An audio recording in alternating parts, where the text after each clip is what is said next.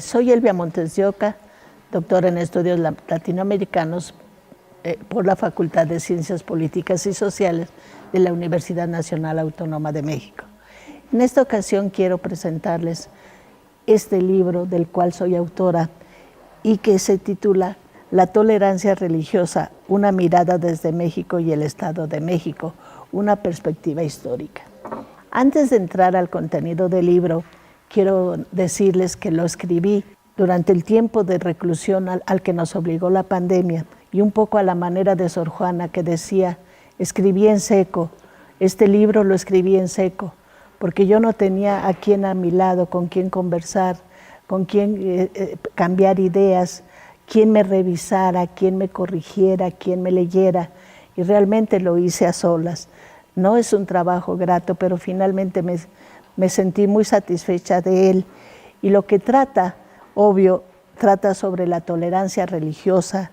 Empiezo qué es la tolerancia, qué es la religión, el surgimiento de las primeras críticas que se hizo en Occidente a la religión oficial, en este caso a la religión cristiana, católica, los primeros opositores, hasta llegar a Martín Lutero, que sin proponérselo, dividió al cristianismo, por lo menos en dos grandes ramas, por un lado la Iglesia Católica y por otro lado en plural las iglesias protestantes, porque son estas iglesias protestantes las que entrarán a este país y a toda América y a muchos lugares más, no antes de que se permitiera y que se diera la tolerancia religiosa. Lo considero importante porque no es la única forma de intolerancia religiosa, hay muchas.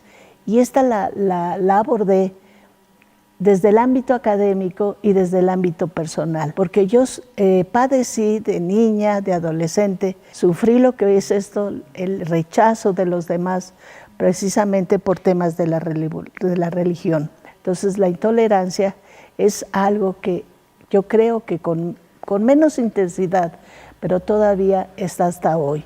Creo que es un libro novedoso. Poco se ha escrito sobre este tema y más en el Estado de México. Entonces yo arranco desde la llegada del catolicismo a estas tierras, los que trajeron esta nueva religión e intentaron quitar lo anterior.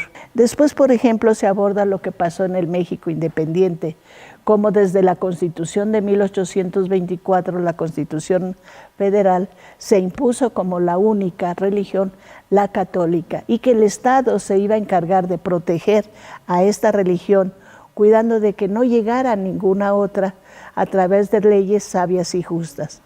Llega la segunda mitad del siglo XIX, llegan las leyes de reforma, llega la Constitución de 1857, llegan los liberales encabezados por Juárez, y entonces se logra la tolerancia religiosa. Paso a que se ve durante el porfiriato, un porfiriato tolerante, permisivo, no quiso problemas con la iglesia, como decía Sor Juana.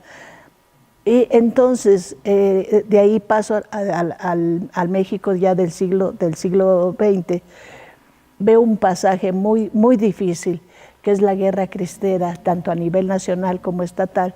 Todo esto lo veo en ambos ámbitos, y cómo en el nombre de Dios mexicanos mataron mexicanos, defendiendo una causa que si algo creo que tiene en el fondo es el amor, es el respeto a la vida, es el respeto a la libertad.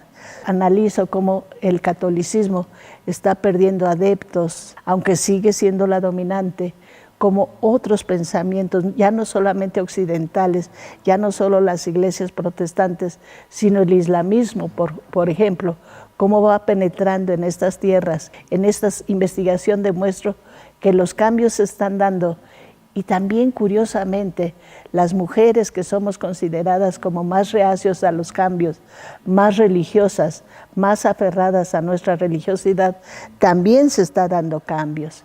Al final del texto incluyo un anexo en donde hago un registro de las iglesias que están registradas ante la Secretaría de Gobernación. Desafortunadamente no están clasificadas, sino que están mezcladas, pero uno deduce por los nombres de las iglesias la cantidad de iglesias que ya no son católicas, sino que son de otras adscripciones. Mientras no seamos tolerantes ante el otro, ante el distinto y a la vez semejante, la paz y la tranquilidad no va a llegar ni a este ni a ningún otro pueblo. La intolerancia la considero yo como una cuna especialmente de la ignorancia. El que es ignorante es intolerante. Una anécdota, yo estudié la licenciatura en filosofía, tenía yo entonces 18 años y me molestaba que llegaba el maestro de historia de la filosofía, de quien aprendí mucho, pero aprendí más que la filosofía, aprendí la tolerancia. Y él nos platicó una anécdota. Alguna vez un amiguito de la escuela me invitó a comer a su casa y vi que en la casa de mi amigo el arroz se hacía de otra manera diferente a la de mi casa. Ahí aprendí que hay muchas maneras de hacer el arroz.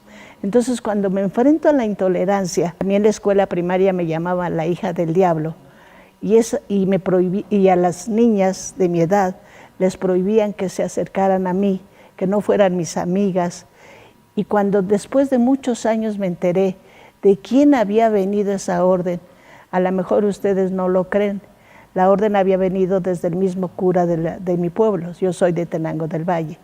Desde ahí ordenó o propuso o sugirió a las madres de familia que no dejaran que sus hijas se juntaran con la hija del diablo. Entonces, una niña de 6, 7 años, recibir ese rechazo, cuando después recibí algunos más, por el mismo motivo, la religión, siempre me acordaba yo, el maestro Mora tenía razón, hay que ir a comer arroz a otra casa para saber que el arroz se cocina de distintas maneras. Entonces, mi reflexión y mi invitación, tolerancia, tolerancia, repito, no solo la religiosa, sino tolerar al diferente, pero no solamente decir, bueno, lo tolero, no, aceptar y reconocer. Esa fue mi reflexión final.